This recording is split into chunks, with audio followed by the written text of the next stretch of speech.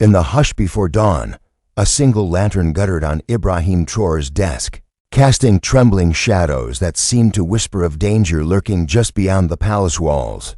Before we dive in, don't forget to like this video, leave a thoughtful comment, and subscribe if you want more stories like this. He traced a slender finger over the map of Burkina Faso, his brow furrowed, but his eyes steadfast. As president, he'd steered his nation through storms, insurgencies, famine, wavering, international alliances, but tonight felt different.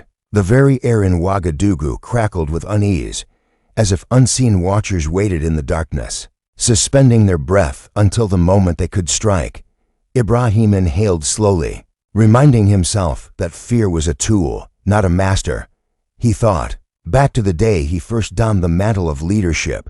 A humble child from Sangui, he'd learned early how whispers could wound more deeply than blades. Every rumor that spread through the village made him steel his heart, and yet nothing, in his 19 years as a statesman, had prepared him for the subtle betrayal he sensed now. Someone within his inner circle was feeding secrets to an enemy he could not yet name, a foe whose reach extended into his chambers. At 3 in the morning, a discreet knock echoed through the corridor. Captain Ika Sawadogo, his most trusted aide and childhood friend, slipped in.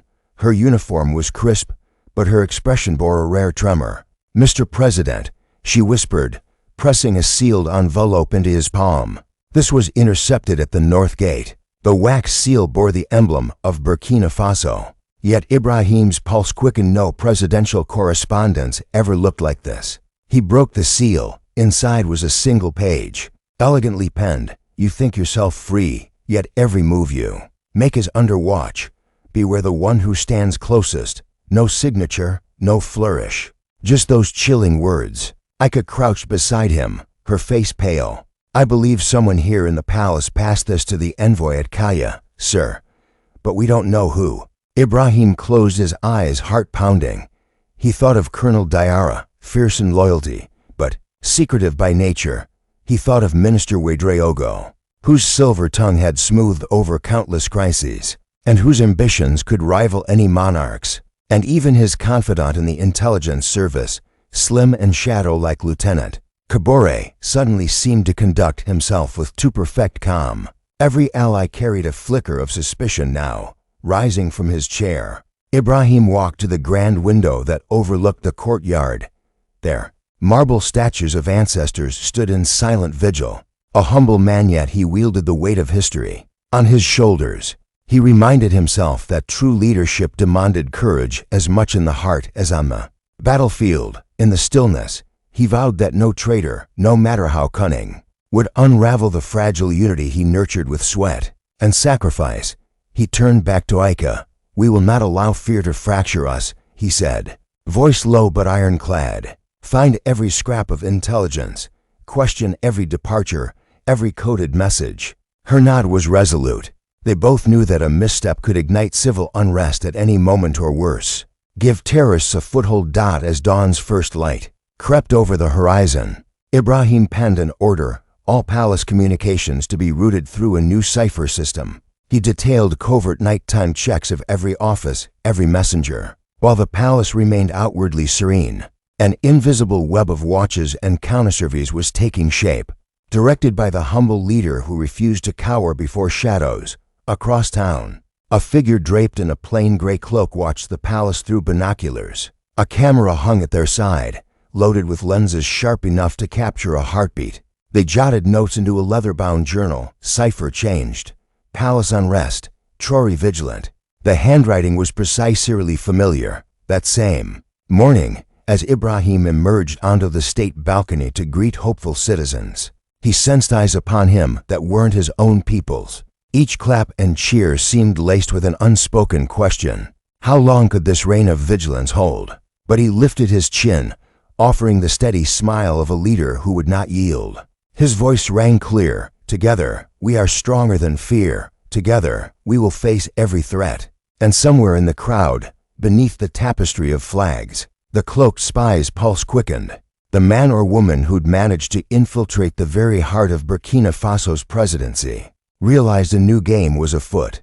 The hunter had become the hunted, and President Ibrahim Traoré held all the cards. Stay tuned for the next chapter of this gripping saga. Subscribe now and join us as the mystery deepens. In the dead of night, when every whisper feels like a warning, Ibrahim Traoré's heart pounded as if it would betray him with its own urgency. Before we dive in, don't forget to like this video, leave a thoughtful comment, and subscribe if you want more stories like this. A week had passed since the mysterious envelope arrived.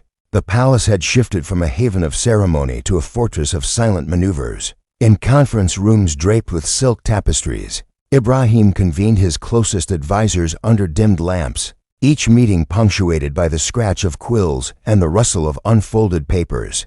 He felt the undercurrents of tension in every folded sleeve and sideways glance, yet his calm exterior never wavered. His resolve shone through the hush like a lighthouse cutting through fog. Each morning, the president walked the palace gardens before the sun ignited the sky. The rose bushes, planted in neat rows by his own hand when he first assumed power, were in bloom, symbols of hope, resilience, and renewal. He paused now by a single red blossom, its petals delicate yet defiant. He remembered how, as a child, he'd pressed his small palms against thorns to protect those blooms. Leadership, he mused, was much the same, painful, exacting, but rewarding when you nurtured growth in hostile soil. His secret task force had uncovered two suspicious departures. First was Colonel Traore, who had slipped out one evening to meet an unknown envoy beneath an acacia tree outside the city gates. Then came Lieutenant Traore, who had lingered long after inspection rounds, tracing lines of code and intercepted messages. Both denied wrongdoing, claims so earnest that Ibrahim's heart softened for a moment, only to steel again when evidence proved otherwise. He refused to believe betrayal sprang from malice rather than desperation. At an impromptu council in the library's vaulted chamber, Ibrahim placed both officers before him. Flames flickered in the hearth, casting wavering shadows on shelves lined with ancient manuscripts. "My brothers," he began, voice measured, "we are bound by one oath, to protect the land and its people. If any among us falters, we falter together." He laid out the evidence, handwritten annotations matching Traore's cipher notes, Traore's hastily destroyed envoy credentials. Both men stood, jaws clenched, eyes hidden. In that tension-filled moment, Minister Ouedraogo rose. His voice, once silver-tongued in the National Assembly, now held an unexpected gravity. "Ibrahim," he said, stepping forward, "I have known these men since their cadet days. They would not betray you lightly. Before you pass judgment, consider why they might act out of fear rather than treachery." The words pierced the room like an arrow. Ibrahim realized that root causes economic hardship among soldiers' families. Threats against children back in remote provinces could sow desperation that blind loyalty could not overcome.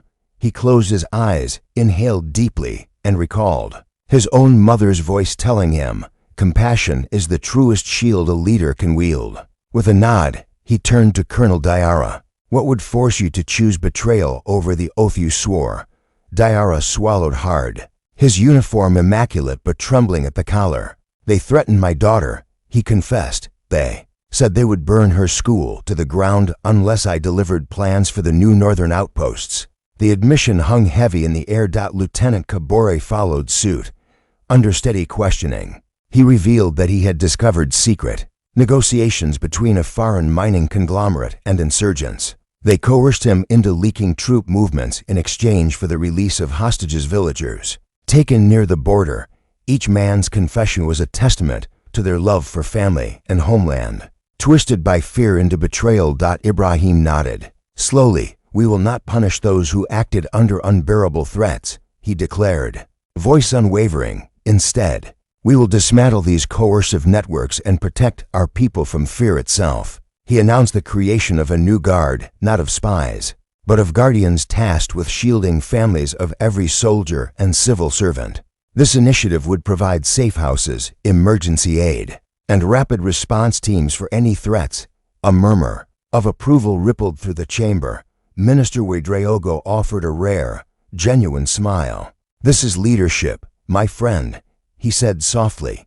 "When you heal the wounds that drive men to betray, You forge loyalty stronger than steel. As dawn broke, Ibrahim convened a clandestine operation to infiltrate the insurgent mining cartel alliance. He handpicked a small unit led by Captain Ika Sawadogo and Lieutenant Kabore, who now stood redeemed in service and spirit. They moved under cover of pre-dawn darkness, slipping through trade routes and forgotten paths. In an abandoned warehouse near the border, they discovered crates of weapons labeled with foreign insignias and intercepted letters outlining shipment schedules. Yet the greatest shock awaited them inside a locked office. A framed photograph lay on the desk. Ibrahim Traoré, flanked by President Traore himself, smiling broadly at an international summit. The other face in the photo was someone Ibrahim trusted more than any other, his own brother, Hassan Traore, a low-profile diplomat stationed in Geneva. Hassan's neat signature was on one of the alliance documents. Captain Sawadogo's hand trembled as she snapped photos. The realization hit like a thunderclap. The spy was not a distant enemy but blood, kin. Betrayal had taken root in the heart of Ibrahim's family. Back in the palace, Ibrahim studied the evidence with a quiet fury. How many secrets had Hassan passed in hushed phone calls? How many strategies had been compromised? And why would his brother lend aid to forces aiming to destabilize their homeland? Darkness gave way to light as Ibrahim stood by the window once more. His reflection in the glass was resolute, hardened by the revelation. He whispered, "Even when betrayal comes from the closest bond, we cannot turn away from our duty." Drawing upon every lesson of humility and strength, he steeled himself for the hardest confrontation of his life. Below him, the courtyard bustled with the day's first couriers. Among them, a coded message awaited not from enemies, but possibly from Hassan himself. Expecting trust rather than accusation, Ibrahim's hand hovered over the encrypted envelope. He inhaled, preparing to face a brother who had chosen a different path. In the next chapter, we'll see whether blood ties can withstand the pull of power and greed, or if the weight of betrayal will shatter them forever. Stay tuned as the tension soars and the true scope of the conspiracy comes into view.